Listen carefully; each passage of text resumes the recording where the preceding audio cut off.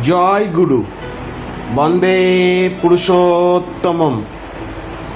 শ্রী শ্রী অনুকূল ঠাকুরের দয়ার একটি অলৌকিক ঘটনা আমি এখানে তুলে ধরব। ভোরবেলা আকাশে হালকা কুয়াশা, চারিদিকে নিস্তব্ধতা। পশ্চিমবঙ্গের এক ছোট্ট গ্রামে থাকত বিমল নামে এক সাধারণ মানুষ। ছোট্ট একটা মুদির দোকান ছিল তার। স্ত্রী মালতী আর একমাত্র ছেলে শুভকে নিয়ে কোনো রকমে সংসার চলত। বিমল ছোটবেলা থেকেই শ্রী শ্রী অনুকূল ঠাকুরের ভক্ত ছিল। প্রতিদিন ভোরে উঠে নাম ধ্যান করত। দোকানে যাওয়ার আগে ঠাকুরের ছবির সামনে মাথা নত না করে সে কখনো বের হতো না। কিন্তু গত কয়েক মাস ধরে তার জীবনে যেন একের পর এক বিপদ নেমে আসছিল। দোকানে বিক্রি কমে গিয়েছিল, ধার বেড়ে গিয়েছিল, আর তার ছেলেও হঠাৎ গুরুতর অসুস্থ হয়ে পড়েছিল।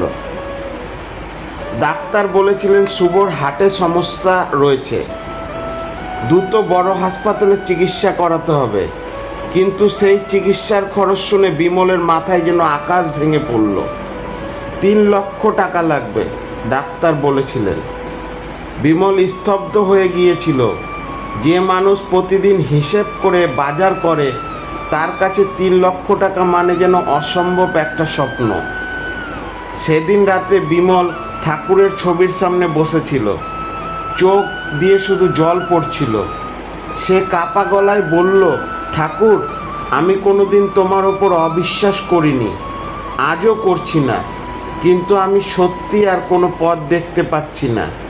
আমার ছেলেটাকে তুমি বাঁচিয়ে দাও। তার স্ত্রী মালতীও পাশে বসে নাম করছিল। সারা রাত তাদের ঘরে শুধু কান্না আর প্রার্থনার শব্দ শোনা গিয়েছিল। পরদিন সকালেই বিমল টাকা জোগাড় করার জন্য বের হলো। গ্রামের ধনী মানুষদের কাছে গেল, আত্মীয়র কাছে গেল, কিন্তু কেউ তেমন সাহায্য করলো না। কেউ বলল এত টাকা একসঙ্গে দেওয়া সম্ভব নয়, কেউ আবার মুখ ফিরিয়ে নিল। বিকেলের দিকে ক্লান্ত হয়ে বিমল নদীর ধারে বসে পড়ল। তার মনে হচ্ছিল সব শেষ। ঠিক তখনই একজন বৃদ্ধ তার পাশে এসে বসলেন। সাদা ধুতি, সাধারণ চেহারা, কিন্তু চোখে অদ্ভুত শান্তি। বৃদ্ধ মৃদু হেসে বললেন, কি হয়েছে বাবা, এত ভেঙে পড়েছো কেন? বিমল প্রথমে কিছু বলতে চাইছিল না, পরে ধীরে ধীরে সব খুলে বলল। সব শুনে বৃদ্ধ শুধু বললেন, বিশ্বাস হারিও না, ঠাকুর যার হাত ধরেন তাকে মাঝপথে ছেড়ে দেন না। বিমল অবাক হয়ে তাকালো। বৃদ্ধের কথা শুনে তার মনে যেন একটু সাহস ফিরে এলো। সে জিজ্ঞেস করলো, আপনি কে? বৃদ্ধ শুধু মুচকি হেসে বললেন, আমি কেউ না, তুমি বাড়ি যাও। বিমল কয়েক মুহূর্ত অন্যদিকে তাকিয়েছিল, আবার ফিরে দেখে বৃদ্ধ কোথাও নেই। আশেপাশে এত খোলা জায়গা, কিন্তু মানুষটা যেন হাওয়ায় মিলিয়ে গেছে। বিমলের শরীর কেঁপে উঠল। সেই রাতেই আরেকটি আশ্চর্য ঘটনা ঘটল। বিমলের দোকানে বহু বছর আগে কাজ করত রাজেশ নামে এক ছেলে। পরে সে শহরে চলে গিয়েছিল। অনেক বছর কোনো যোগাযোগ ছিল না। হঠাৎ গভীর রাতে রাজেশ ফোন করলো, দাদা, আমি শুনলাম শুভ খুব অসুস্থ, আপনি চিন্তা করবেন না, আমি কাল সকালে আসছি। পরদিন রাজেশ সত্যি এলো। এখন সে বড় ব্যবসায়ী। সব কথা শুনে সে বলল, দাদা, আপনি একদিন না খেয়ে থেকেও আমাকে সাহায্য করেছিলেন, আজ আমার সময় এসেছে আপনার পাশে দাঁড়ানোর। সে সঙ্গে সঙ্গে 1 লক্ষ টাকা দিল।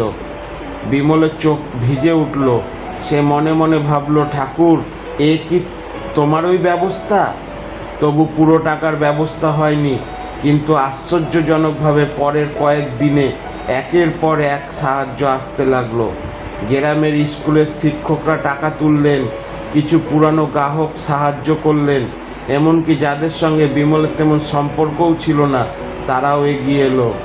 মাত্র 1 সপ্তাহের মধ্যে প্রায় পুরো টাকার ব্যবস্থা হয়ে গেল। বিমল বারবার ভাবছিল, এত মানুষ হঠাৎ কেন সাহায্য করছে। তার মনে হচ্ছিল যেন কোনো অদৃশ্য শক্তি সব কিছু পরিচালনা করছে। শুভকে কলকাতায় বড় হাসপাতালে ভর্তি করা হলো। অপারেশনের দিন বিমল আর মালতী হাসপাতালের করিডোরে বসে নাম করছিল। তাদের চোখে ঘুম নেই, মুখে আতঙ্ক। ডাক্তার বলেছিলেন অপারেশন খুব জটিল, আমরা চেষ্টা করব, কিন্তু কিছুই নিশ্চিত করে বলতে পারছি না। এই কথা শুনে মালতী কান্নায় ভেঙে পড়েছিল। বিমল তার হাত ধরে বলেছিল, ঠাকুর আছেন, উনি আমাদের নিরাশ করবেন না। অপারেশন শুরু হলো। ঘন্টার পর ঘন্টা কেটে যাচ্ছিল। ঠিক সেই সময় হাসপাতালের বিদ্যুৎ ব্যবস্থায় বড় সমস্যা দেখা দিল। কয়েক সেকেন্ডের জন্য পুরো বিল্ডিং অন্ধকার হয়ে গেল। সবাই আতঙ্কিত হয়ে পড়ল। কিন্তু আশ্চর্যজনকভাবে অপারেশন থিয়েটারের ব্যাকআপ সিস্টেম ঠিক সময়ে চালু হয়ে গেল। পরে হাসপাতালে ইঞ্জিনিয়াররা বলছিলেন এই সিস্টেমটা অনেক দিন ধরে ঠিকমতো কাজ করছিল না, আজ কিভাবে হঠাৎ চালু হলো বুঝতে পারছি না। অপারেশন চলতে থাকলো। প্রায় 6 ঘন্টা পরে ডাক্তার বাইরে এসে বললেন অপারেশন সফল হয়েছে। বিমল আর মালতী আনন্দে কাঁদতে লাগলেন। কিন্তু অলৌকিক ঘটনা এখানেই শেষ নয়। অপারেশনের পর ডাক্তার বিমলকে আলাদা ডেকে বললেন, একটা কথা সত্যি বলতে চাই, অপারেশনের এক গুরুত্বপূর্ণ মুহূর্তে আমরা প্রায় আশা ছেড়ে দিয়েছিলাম, কিন্তু হঠাৎ পরিস্থিতি এমনভাবে বদলে গেল যেন কেউ আমাদের পথ দেখিয়ে দিল। ডাক্তার একটু থেমে আবার বললেন, আমি বহু বছর ধরে অপারেশন করেছি, কিন্তু আজ যা ঘটেছে তা সাধারণ কিছু নয়। বিমলের চোখ দিয়ে জল গড়িয়ে পড়ল। সে মনে মনে শুধু বলল, ঠাকুর তোমার দয়া সত্যিই অসীম। কয়েক সপ্তাহ পরে শুভ সুস্থ হয়ে বাড়ি ফিরল। পুরো গ্রাম যেন আনন্দে ভরে গেল। সেদিন সন্ধ্যায় বাড়িতে নাম সংকীর্তনের আয়োজন করা হয়েছিল। গ্রামের অনেক মানুষ এসেছিলেন। সবাই বলছিল এটা সত্যি অলৌকিক ঘটনা। বিমল চুপচাপ ঠাকুরের ছবির সামনে বসেছিল। তার মনে পড়েছিল সেই রহস্যময় বৃদ্ধের কথা। হঠাৎ গ্রামের এক বৃদ্ধ ভক্ত বললেন, জানো বিমল, বিপদের সময় ঠাকুর অনেকভাবে তার ভক্তদের সাহায্য করেন, কখনো মানুষ হয়ে, কখনো অচেনা পথ প্রদর্শক হয়ে। এই কথা শুনে বিমলের শরীর কেঁপে উঠল। যেন মনে মনে ভাবল, তাহলে কি সেদিন নদীর ধারে সেই বৃদ্ধ? তার চোখ ভিজে উঠল। এরপর থেকে বিমলের জীবন পুরো বদলে গেল। আগেও সে ঠাকুরকে মানত, কিন্তু এখন তার বিশ্বাস আরও গভীর হয়ে উঠল। সে বুঝেছিল ভক্তি শুধু মুখের কথা নয়, সত্যিকারের বিশ্বাস মানুষকে অন্ধকারের সময়েও শক্তি দেয়। বিমল এরপর থেকে গ্রামের গরিব মানুষদের সাহায্য করতে শুরু করলো। কারো ওষুধের টাকা দিত, কারো ছেলের পড়াশোনার খরচ বহন করত। মালতী একদিন জিজ্ঞাসা করলো, আমাদের নিজের অবস্থাও তো খুব ভালো নয়, তবু তুমি এত সাহায্য করো কেন? বিমল শান্ত গলায় বলল, কারণ আমি বুঝেছি মানুষের পাশে দাঁড়ানোই ঠাকুরের সেবা। একদিন সন্ধ্যায় শুভ তার বাবাকে জিজ্ঞাসা করলো, বাবা, ঠাকুর কি সত্যিই আমাদের বাঁচিয়েছেন? বিমল ছেলের মাথায় হাত রেখে বলল, হ্যাঁ বাবা, কিন্তু শুধু অলৌকিকভাবে নয়, মানুষের ভালোবাসার মধ্য দিয়েও উনি কাজ করেন। শুভ অবাক হয়ে বলল, মানে? বিমল মৃদু হেসে বলল, যে মানুষগুলো আমাদের সাহায্য করেছিল তাদের মনেও তো ঠাকুরের দয়া জাগিয়েছিলেন। বছর কয়েক পরে শুভ বড় ডাক্তারি পড়তে গেল।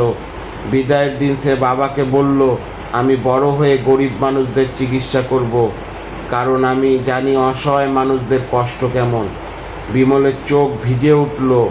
সে মনে মনে ঠাকুরকে প্রণাম করল, কারণ সে বুঝেছিল সেই ভয়ঙ্কর বিপদের মধ্যে দিয়েও ঠাকুর তাদের শুধু রক্ষা করেনি, তাদের জীবনকে নতুন পথও দেখিয়েছেন। শেষ কথা, শ্রী শ্রী অনুকূল ঠাকুরের দয়া শুধু অলৌকিক ঘটনার নয়, মানুষের ভালোবাসা, সহানুভূতি আর আশার মধ্যেও প্রকাশ পায়। যখন মানুষ সব দিক থেকে ভেঙে পড়ে, তখনও যদি বিশ্বাস ধরে রাখতে পারে, অনেক সময় অসম্ভব পথও খুলে যায়। বিমলের জীবনের এই ঘটনা আমাদের শেখায়, সত্যিকারের ভক্তি কখনো বৃথা যায় না। ঠাকুর হয়তো সবসময় চোখে দেখা যায় না, কিন্তু তার দয়া অদৃশ্যভাবে মানুষের জীবনকে ঘিরে রাখে। আর যখন সব পথ বন্ধ হয়ে যায়, তখনও তার কৃপা নতুন দরজা খুলে দিতে পারে। এই নিয়ে শ্রী শ্রী ঠাকুর মহান বাণীটি আমার মনে পড়ে গেল, মানুষ আপন টাকা পর, যত পারিস মানুষ ধর। জয় গুরু। গল্পটা কেমন লাগলো আপনারা বলবেন। আপনারা ভালো থাকবেন। জয় গুরু।